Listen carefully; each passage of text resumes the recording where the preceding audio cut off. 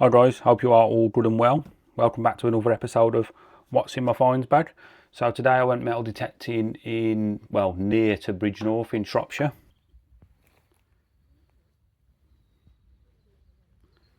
And this is what I found. I start off with an eyes only find. I think that's a bit of a clay pipe. Quite a thick one though, but it's very light. It's definitely clay, so it has to be clay pipe, I would have thought. Maybe it's the towards the top end of the pipe, and then it narrows down, tapers down. Buttons, let's get the buttons done. Remember, when this jar's full, we're going to have a little bit of a competition. So I only put sort of nondescript 4-hole and flat buttons in the jar. And today we had one pewter button, no shank. Another pewter button with no shank. Another pewter button with no shank. And what I first thought was a silver coin turned out to be a silver plated flat button, again with no shank. Then I found this. I thought it was a lead token. It's not, because there's no, well, it could be, I suppose, but there's no pattern on it. I would guess, if anything, maybe either a musket ball that impacted something very hard and flattened itself, or some sort of weight.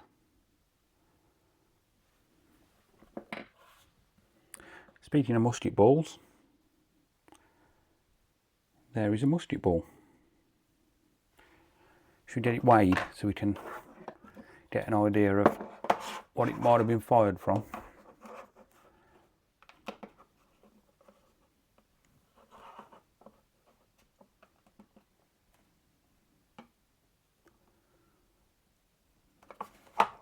.77 grams. So there you go, all you weapons experts out there.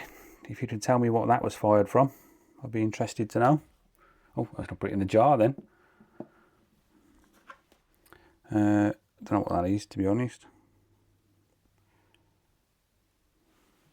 A couple of bits of lead for the trebuchet. Let's get them fired up at the castle.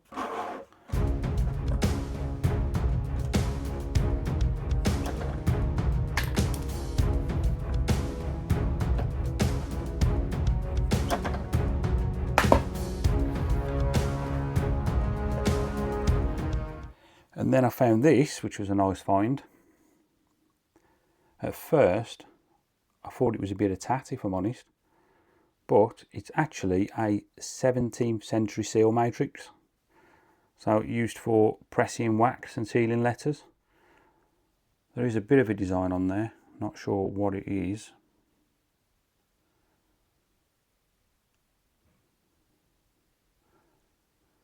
I have got a few seal matrices now, so we'll have to do a video at some point and see if we can get imprints of them all.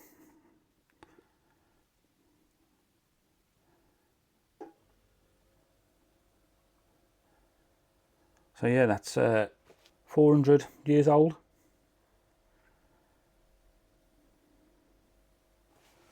Nice little find, and find of the day.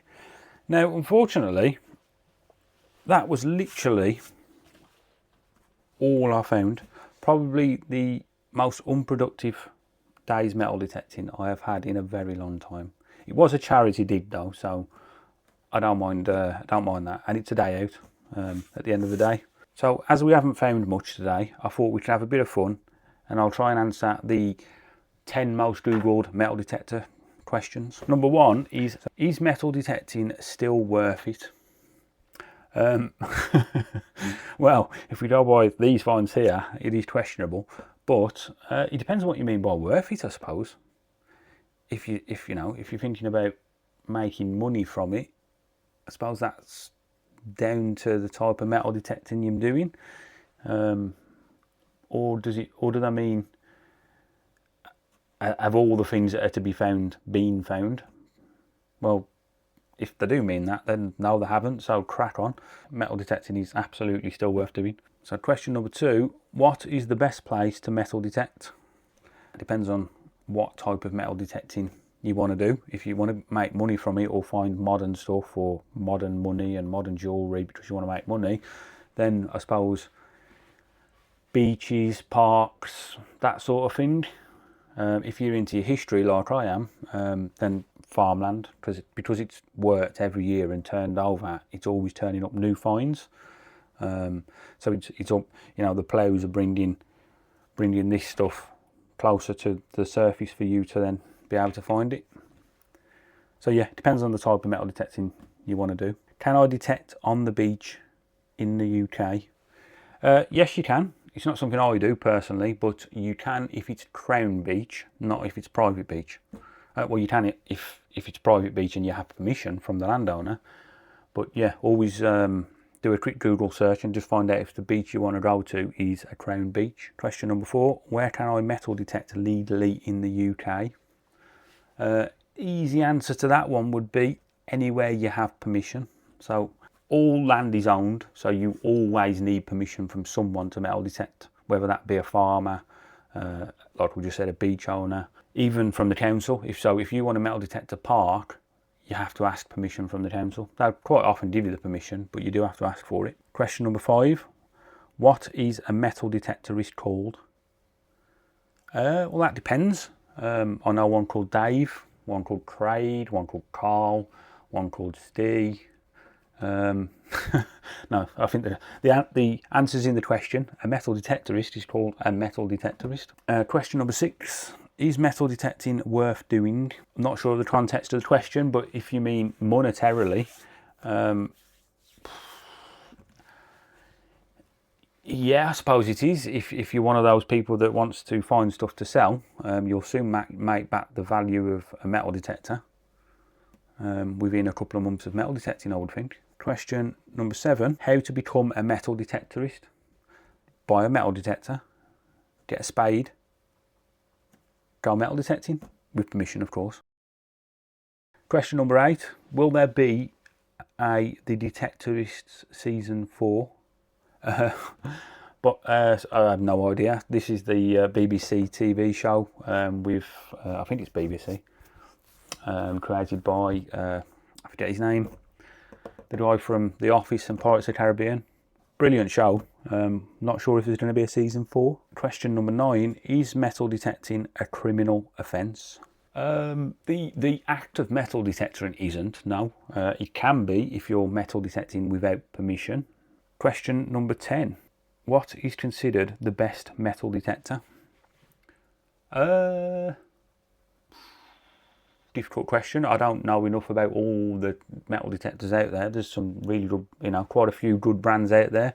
Minelab, XP, Garrett, to name a few. They all do varying levels. So there's entry level metal detectors, which will cost a couple of £100.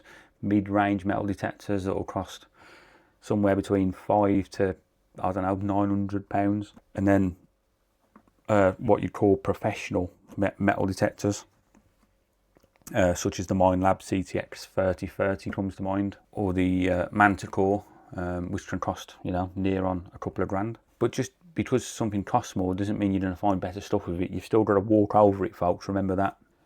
So there you have it, the 10 most googled metal detecting questions. Hope you enjoyed this one, folks. If you did, drop me a like and subscribe so you don't miss out on more, well, finds. I was going to say amazing finds, but finds. I'll catch you in the next one.